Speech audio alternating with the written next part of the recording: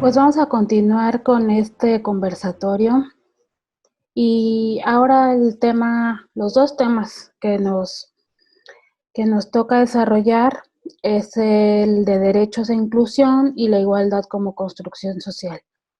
Hablar de derechos e inclusión nos remite a hablar de desigualdad y exclusión, porque hablar de igualdad como en términos muy abstractos, pues nos llevaría a limitar al tema a una cuestión de decir, bueno, si la ley y los tratados internacionales y las declaraciones ya dicen que todos somos iguales ante la ley o que todos somos libres e iguales, como decían las declaraciones que ya hemos visto con anterioridad en la primera parte de este conversatorio, porque habría que hablar entonces de igualdad de una forma más extensa y además de hablarla como construcción social.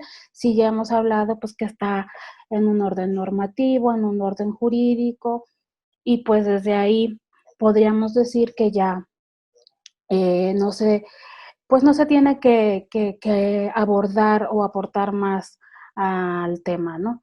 Bueno, pues sí hay que decir que primero se tiene que definir qué es la exclusión, qué es la inclusión y qué es la igualdad y qué es la desigualdad, ¿no? O sea, para entender una cosa también podremos entender también tendríamos que hablar de los contrarios.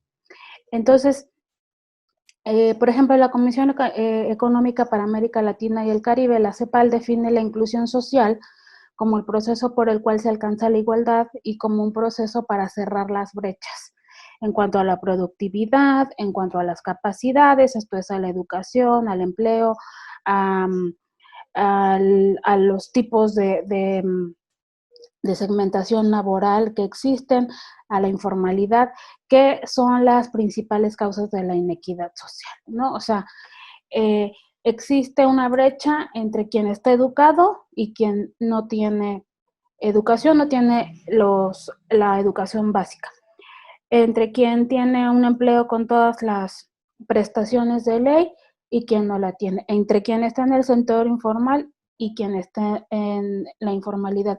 Y eso tiene consecuencias en términos de las brechas que existen para generar un piso mínimo de condiciones de igualdad. No quiere decir que esto nos va a igualar a todos en términos de ingreso, de tipo de empleo, de segmentación laboral, sino que existe un piso mínimo y que a partir de ahí se puede decir que se está gozando de un estándar de igualdad económica o de inclusión social, ¿no?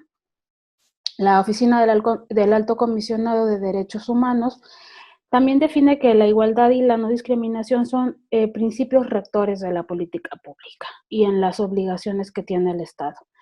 Entonces, no es común, o más bien es muy común que veamos que en la planeación de las políticas públicas de los estados, lo que se recomienda ahora es transitar hacia esquemas, hacia líneas de acción en donde lo que se trata es de reducir esas brechas de desigualdad. Y entonces poner el piso parejo para todos, independientemente de las cuestiones que nos puedan hacer diferentes, poner siempre esta cuestión que nos iguala en términos de condiciones, no en términos de la ley, sino en términos de condiciones para poder desarrollar nuestras capacidades de la misma forma, independientemente de las muchas diferencias que tengamos eh, unos, unas personas con respecto a otras. Entonces, los derechos humanos como enfoque tienen en el centro a la persona humana, como ya habíamos dado cuenta de esto, y por tanto, también lo que tenemos que empezar a ver es que el centro de la persona humana no solamente es que la persona humana esté mencionada en el cuerpo normativo, en el cuerpo jurídico, en, digamos, los tratados internacionales, en la Constitución, etcétera, etcétera, ¿no? Sino que la persona humana sea el centro de las políticas públicas, el centro de los programas de no discriminación, el centro de las políticas de equidad de género, ¿no? Ahí es donde se ve que el enfoque no solamente es poner a la persona en la ley, sino en la política pública, que es una ejecución de la ley para darle contenido, para darle vigor a eso que está en la ley, eso que está en la Constitución, eso que se encuentra plasmado en los documentos fundacionales de cualquier estado o nación, ¿no? Y si una persona vive en condiciones de desigualdad y no tiene un ejercicio pleno de derechos humanos, o sea, en sus derechos civiles, en sus derechos políticos, en sus derechos económicos, sociales y culturales, porque ya decíamos que los derechos humanos, como uno de sus principios es que son interdependientes e indivisibles, pues está en situaciones que no lo igualan en el ejercicio pleno, ¿no? O sea, puede haber el ejercicio de algunos derechos, pero no está en condiciones de tener un ejercicio pleno de todos sus derechos civiles y políticos. Ahora, incluso se puede dar el caso de decir, bueno, tengo el ejercicio pleno de todos mis derechos, de derechos civiles, de derechos políticos, de derechos económicos, sociales, culturales, y ahora también hay que agregar los derechos ambientales, ¿no? Por sus iniciales, DESCA, ¿no? Derechos económicos, sociales, culturales y ambientales. Podemos estar en pleno gozo de esos derechos. Solo si todos los estándares con los que se mide el acceso a esos derechos son satisfechos. Podemos tener en mayor o menor grado pleno ejercicio de estos derechos, pero no es pleno, ¿no? ¿A qué aspiramos como sociedad? ¿A qué aspiramos como ciudadanos? A estar en condiciones de un ejercicio pleno. Bueno, esta desigualdad, ¿qué produce? ¿No? Produce discriminación, produce exclusión social por razón de muchas características, ¿no? Puede ser las características étnicas, raciales, culturales, religiosas, lingüísticas, razón de la edad, de su identidad, de su orientación sexual. Hay un sinnúmero de dimensiones en donde se produce esta discriminación por la desigualdad que va generando el no tener un ejercicio pleno de derechos humanos, o a veces por no tener ni siquiera un ejercicio de derechos humanos en alguna de las medidas. Entonces, eso es fundamental irlo visualizando, como esas cuestiones que diferencian la cuestión que tiene que ver con un ejercicio pleno, la cuestión que tiene que ver con un ejercicio a medias, ¿no? Acordémonos que también la planeación de la política pública y de los principios de derechos humanos tienen que ver con un aspecto en donde se va midiendo las metas, ya decíamos, en metas a corto, mediano y largo plazo, pero también en donde se ve por grados y hay indicadores estadísticos en donde los expertos miden el grado de cumplimiento de un Estado con los derechos humanos. O sea, yo estoy diciendo pleno o amplio o mediano o corto o largo plazo, pero los derechos humanos se miden, ¿no? La igualdad se mide y la desigualdad se mide. Es decir, esto no es una cuestión solamente de percepción, de decir, bueno, yo percibo que México es un país desigual, yo percibo que en relación con Estados Unidos o con Canadá o con el Reino Unido, México es un país desigual porque yo lo percibo, sino hay una serie de indicadores de medición de los derechos humanos que me dicen que comparado con cualquier otro país, México se encuentra en algún lugar de la tabla y esto ya no es una cuestión de percepciones. Entonces también el enfoque de derechos humanos ha ido perfeccionándose en términos de la técnica, de la especialización que se necesita para ir adentrándose a ciertas cuestiones que tienen que ver con el grado de cumplimiento de los derechos humanos. Por eso decimos grado de cumplimiento, porque estamos asignándole una medida a esa medición del cumplimiento de derechos humanos o a las violaciones de derechos humanos. Ya no solamente es un asunto de opinión, ya es un asunto que va medido, que tiene toda una lógica, que tiene toda una metodología, y en ese sentido se han formado muchos profesionales en el tema del enfoque de derechos humanos. Hay políticas públicas con enfoque de derechos humanos, hay toda la planeación de gobierno, de la administración pública local y federal y estatal, ya se hace con los mayores estándares de derechos humanos, o debe hacerse con los mayores estándares de derechos humanos. Y en ese sentido, bueno, el enfoque deja de ser un enfoque solamente de buenas intenciones, es donde se describan los parámetros con los que las sociedades democráticas quieren ser medidas, en donde, como decíamos, las naciones se premien o castiguen entre sí, en donde las naciones o las potencias se comparen unas con otras, sino ya es un enfoque especializado con expertos. Y continuando con el tema, bueno, veíamos que entonces igualdad, desigualdad, inclusión y exclusión son temas que van relacionados. Para expertos como Behram, Gaviria y Szekely, se concibe la exclusión social como la negación del acceso igualitario a las oportunidades que determinados grupos de la sociedad imponen a otros, ¿no? O sea, no existen sociedades y personas desiguales porque así es el mundo y porque existe la pobreza y existe la riqueza desde tiempos inmemoriales, ¿no?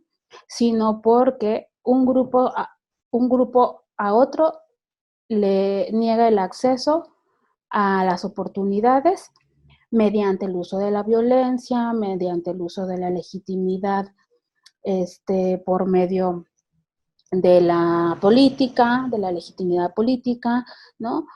Y hay ya una concepción de que esto, de la desigualdad, de la exclusión, de la inclusión y de la exclusión, es un producto de el humano y de las sociedades, ¿no? O sea, no es una cuestión que aparece de forma natural, sino tiene que ver con la puesta en acción de dimensiones que tienen que ver con la jerarquización de ciertas personas o ciertos colectivos sobre otros, ¿no? Donde una sociedad o un tipo de gobierno impone a otros y le niega el acceso igualitario a las oportunidades. Por ejemplo, cuando uno habla o uno escucha hablar ahora que las feministas están en contra del sistema patriarcal, nosotros pensamos que el patriarcado se refiere al machismo, y no, el patriarcado no solo se refiere al machismo, se refiere a todo un sistema que tiene que ver con la negación del acceso igualitario a las oportunidades a las mujeres y a otras personas, solo por el hecho de creer que yo soy superior y que yo debo ejercer para mantener mi superioridad la dominación sobre ese otro grupo, ¿no? Entonces, eso es lo que sostiene, ¿no? Esa lógica es la que sostiene un sistema desigual, no solamente en lo económico, sino también en lo social, en el acceso a las oportunidades de hombres, de mujeres que no pertenezcan a ese grupo que impone su visión y su modelo económico a otras personas, ¿no? Y entonces, desde la lógica del enfoque de derechos, también en políticas públicas, se considera que la dignidad humana es el fundamento mismo de los derechos humanos y está vinculada a los principios de igualdad y no discriminación. Entonces, vamos viendo cómo los conceptos se van llenando de contenido y otra vez estamos regresando a esas nociones de derechos humanos que ya veíamos al inicio de este conversatorio, que tienen que ver con la dignidad humana, ¿no? Ponemos en el centro a la persona, ponemos en el centro a la dignidad humana que tiene, ponemos no solamente por naturaleza, como veíamos en el caso de cómo se enunciaba en la, en los documentos que le dan origen al derecho internacional de los derechos humanos. No solo por naturaleza, sino como una cuestión que tiene que ver con la vida en sociedad y que tiene que ver con el desarrollo de las capacidades, no solamente por una cuestión esencial o de naturaleza, ¿no? Y también, como veíamos al inicio de este conversatorio, el liberalismo es la filosofía inherente a los derechos humanos, a un discurso predominante de los derechos humanos. No quiere decir que no haya otras filosofías o ideologías detrás de los derechos humanos, detrás de su discurso, pero el liberalismo es la que de manera mayoritaria ha estado dentro de esta visión, ¿no? Por lo tanto, recordemos que el principio de universalidad, dentro de esos otros principios o ejes rectores de los derechos humanos, va a ser aquí fundamental porque se va a enfocar en un asunto que es importante para esta parte del conversatorio, que es el de la igualdad, ¿no?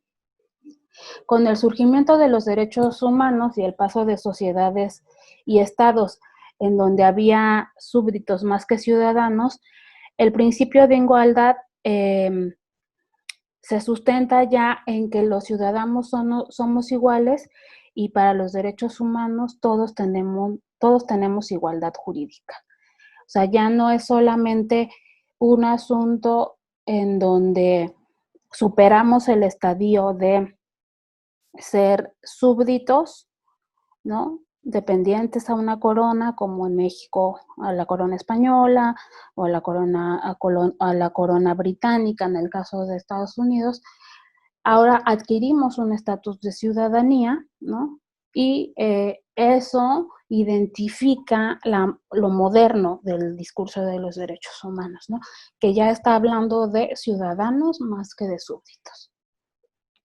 Ahora bien, al mismo tiempo que se moderniza el concepto de los derechos humanos y ya no tiene que ver con súbditos, sino con ciudadanos, también se moderniza el concepto de universalidad. Y lo que vamos a ver es que ya no nos podemos quedar solo con la idea de que todos somos iguales sin ver el contexto.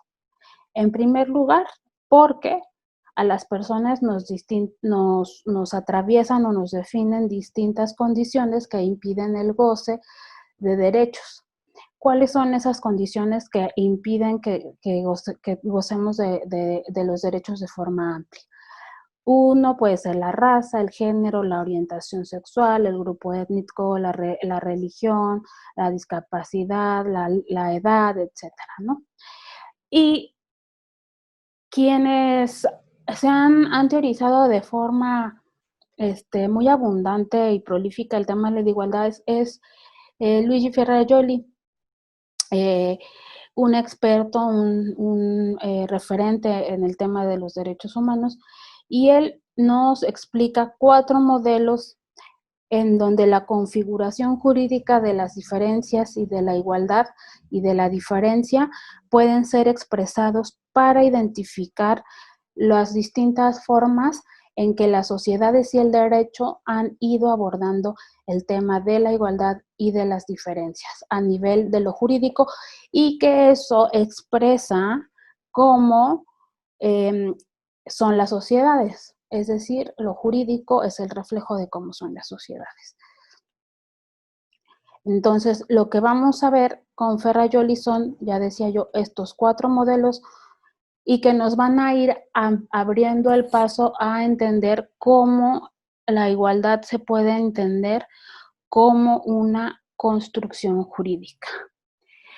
Entonces, veamos que el primer modelo de Ferrajoli es el modelo de la indiferencia jurídica de las diferencias.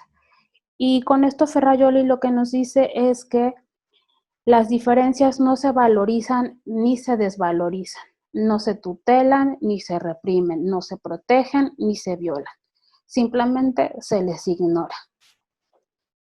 Es decir, en este modelo, ¿no? O qué sociedades son las que, las que, las que siguen este modelo o las que han reflejado este modelo en sus argumentos jurídicos.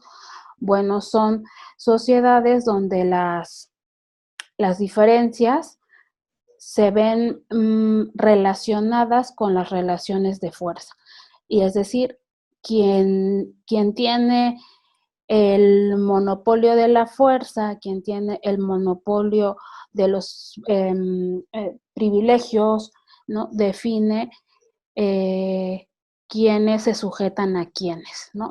Por ejemplo, los varones han tenido las relaciones de fuerza mayores con relación a las mujeres. Entonces, en este caso, la cuestión de las diferencias de sexo se resuelven en el hecho de que la mujer se sujete al hombre, ¿no?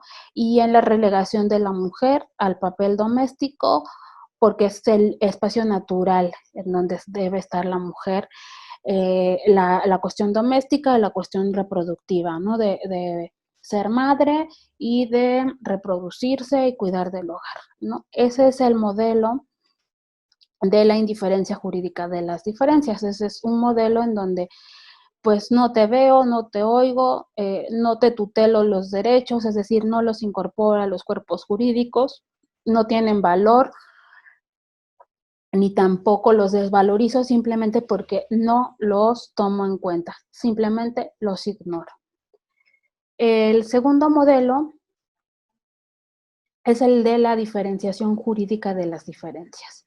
Y Ferrajoli dice que esto se expresa en la valorización de algunas identidades y en la desvalorización de otras, y por tanto en la jerarquización de las diferentes identidades. ¿Esto qué quiere decir? ¿No? Quiere decir que las identidades determinadas por diferencias que son más valiosas que otras, ya pueden ser por cuestiones de sexo, de nacimiento, de etnia, de fe religiosa, de lengua, de clase social, son asumidas como estatus de privilegio y fuentes de derecho y de poder, ¿no? Mientras que el primer modelo nos hablaba, por ejemplo, de una relación de fuerza, en esta vamos a ver cómo el ser judío en el régimen nazi era menos privilegiado que ser alemán, en donde ser afroamericano en Estados Unidos es menos valorado que ser blanco, ¿no? O en cualquier otro país donde haya población afrodescendiente, incluso México, en donde ser de una religión que no es la predominante es una cuestión que te da privilegio que ser de una minoría religiosa, en donde tu estatus migratorio define tu calidad de ciudadanía, ¿no? Y donde estos lugares o dimensiones hacen que se discriminen y se jerarquicen a quienes son diferentes. Entonces, ya se muestra una fuente de exclusión y de privilegio, y en donde, digamos, lo que vemos es la jerarquía, ¿no? Y regreso a la definición. Es un modelo en donde se expresa el valor de algunas identidades y la desvalorización de otras. Y por lo tanto, esas identidades que tienen más valor eh, tienen mayor jerarquía frente a las otras. El tercer modelo tiene que ver con la homologación jurídica de las diferencias. ¿Esto qué quiere decir para Ferrajoli? Que las diferencias, empezando por las del sexo, son en este caso valorizadas y negadas, pero no porque algunas sean concebidas como valores y las otras como desvalores, sino porque se resultan devaluadas e ignoradas en nombre de una abstracta afirmación de igualdad. Ya decía yo al principio que cuando hablamos de igualdad es muy abstracto y además muy peligroso reducir el tema de la igualdad, decir, bueno, todos somos iguales en la ley.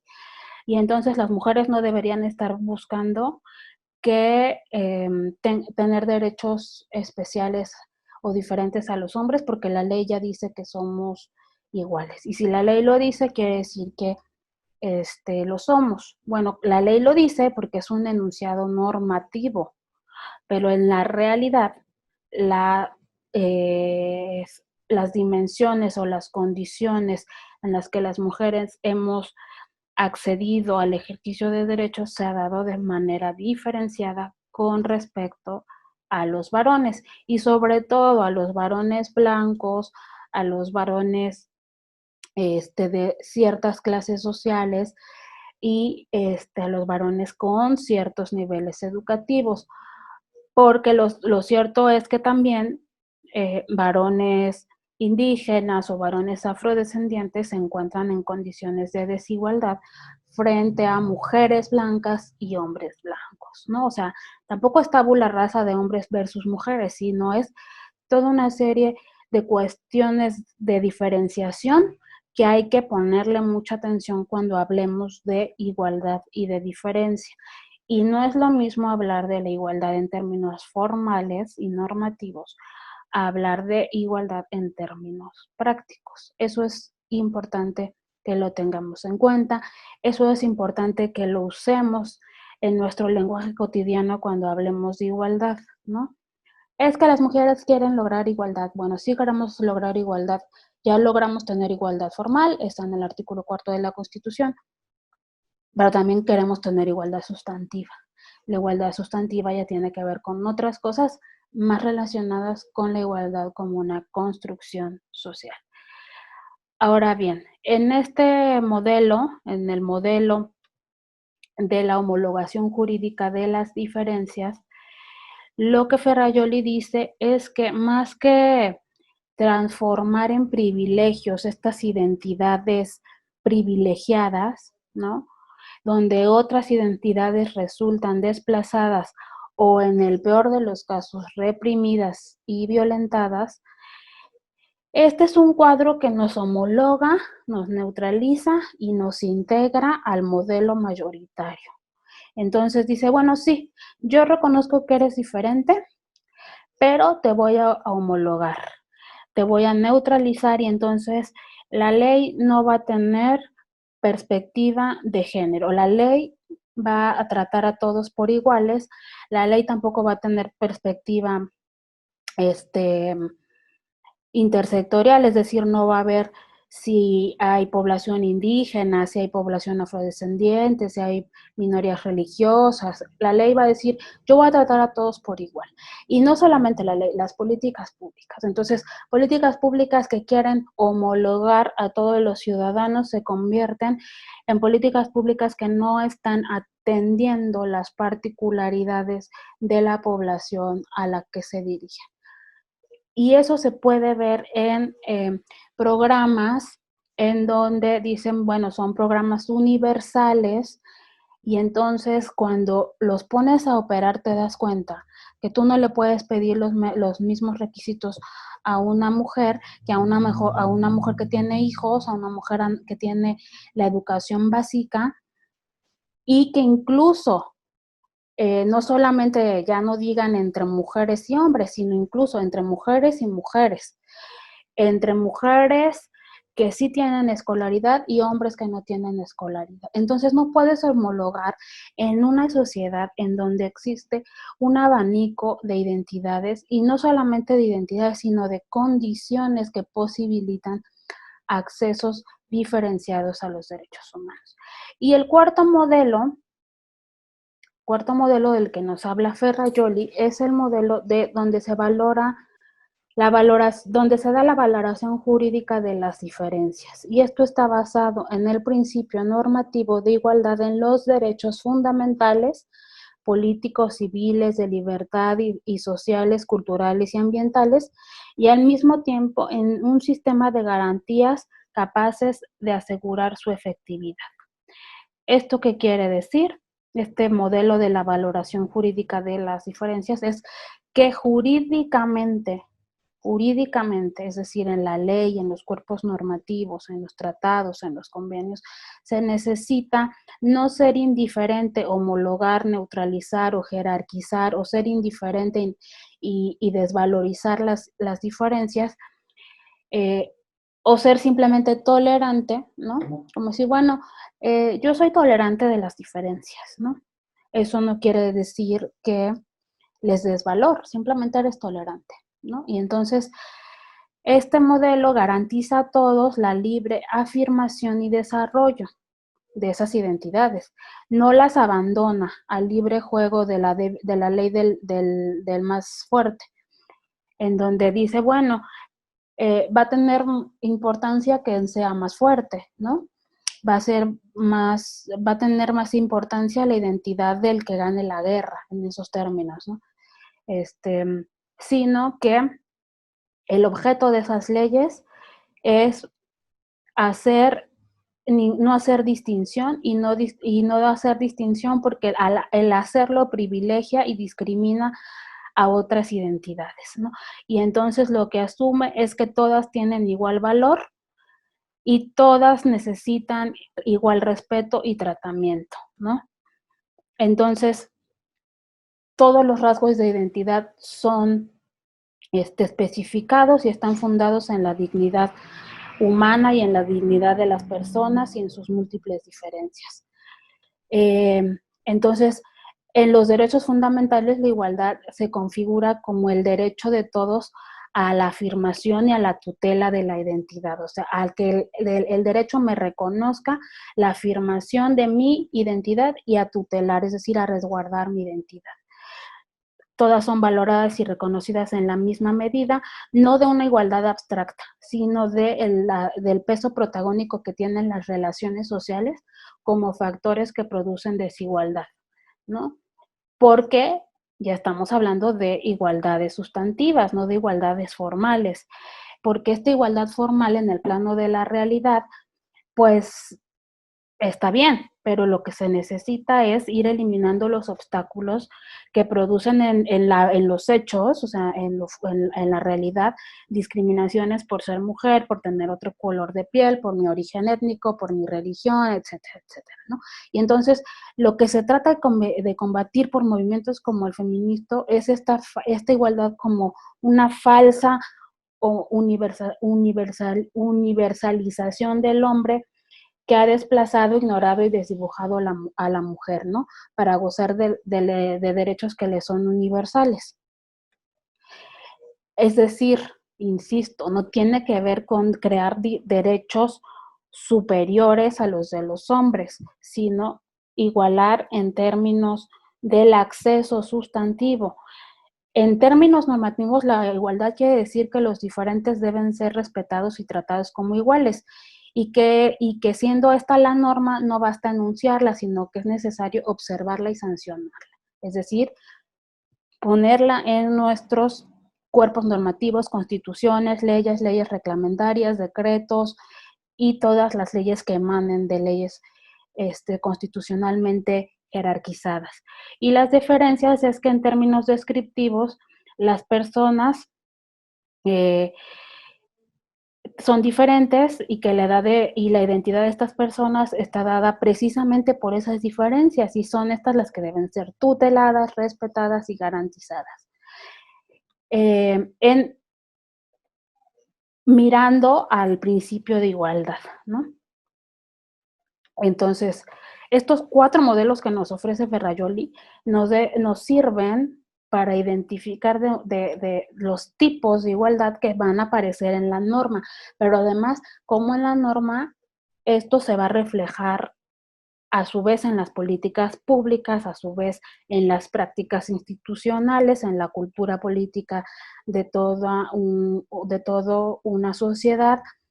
Y recordemos, por ejemplo, cómo en la Declaración Francesa decía que los hombres nacen libres e iguales en derechos, y ahí se reconocía la igualdad normativa, ¿no?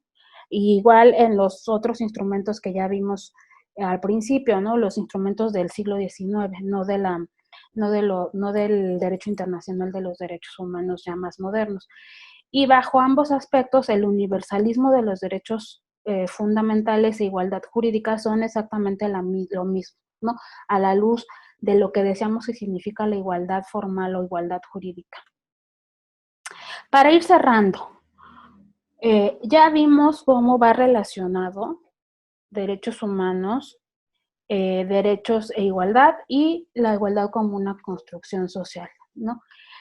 Y entonces, ¿qué rescatar de esta charla, ¿no? Breve, pero sustantiva en lo que estamos discutiendo? Es que los derechos humanos son en su creación el producto de personas que le impregnaron su visión desde un contexto muy particular. Hombres blancos, escolarizados, de cierta clase social en Europa en el siglo XIX, y que eso fue desencadenándose en la idea del derecho internacional moderno y de la construcción de todo un aparato normativo moderno de los derechos humanos como los conocemos hoy, que todavía sigue siendo un terreno de disputa. Ahora ya no solo de los socialistas y los países capitalistas como en los 60 cuando se discutían los pactos internacionales, sino también como una disputa entre los estados más fuertes y los más débiles, entre los que se caracterizan como democráticos frente a los no democráticos, ¿no? Y en ese sentido, los derechos humanos también se ven impregnados por las demandas de los movimientos sociales, de las organizaciones de la sociedad civil, nacional e internacional, y por el de personas en general, o sea, ya hay más actores involucrados. Y en el seno de estas definiciones normativas se encuentran el fundamento de la igualdad como una noción que reconoce nuestra dignidad, pero no necesariamente atienden los hechos, las diferencias. Entonces, las definiciones normativas necesitan tener o cobrar sustancia al momento de ponerse en práctica. Al mismo tiempo, estas medidas de integración de las diferencias y de asimilación, o sea, estos modelos que dicen, bueno, yo reconozco las diferencias, pero porque las homologo o porque las tolero, a lo que apuntan es a absorber las diferencias a un modelo predominante de ciudadanía que no atiende los contextos y las necesidades propias de identidades diversas, y que se niega porque las cosas siempre han sido así, los hombres siempre han sido superiores a las mujeres, los blancos siempre han sido superiores a los afrodescendientes y a los indígenas, los ricos siempre han sido superiores a los pobres o a la clase media. Y por esto los derechos humanos son narrativas y discursos vivos que todo el tiempo se están revisando, además de que todo el tiempo se están disputando en el terreno de la deliberación, o sea, de la argumentación, del debate, para ir ajustándose a lo cambiante que es la realidad social. Por eso conceptos como el de la igualdad es una construcción social que no basta con una definición normativa o jurídica o con una argumentación jurídica a nivel de la filosofía de qué es la igualdad, y bueno, existen miles de tratados sobre qué es la igualdad, pero cuando se trata de verlo en el terreno del ejercicio es completamente diferente. Y esto no quiere decir que los derechos humanos dejen de estar en el centro de la dignidad humana, sino, mejor dicho, que la dignidad humana debe seguir siendo parte inherente de los derechos humanos porque uno constituye al otro. O sea, dignidad humana y derechos humanos van de la mano. Bueno, estos son los dos temas que me tocó abordar en este conversatorio. Le agradezco a la Secretaría de Cultura el invitarme a participar, a ir desarrollando estos temas, y damos por concluida la charla. Les agradezco mucho a todos por estarnos viendo en esta modalidad de formato virtual, y agradecemos a la Secretaría de Cultura por todas las facilidades para la grabación y transmisión de este video. Hasta la próxima.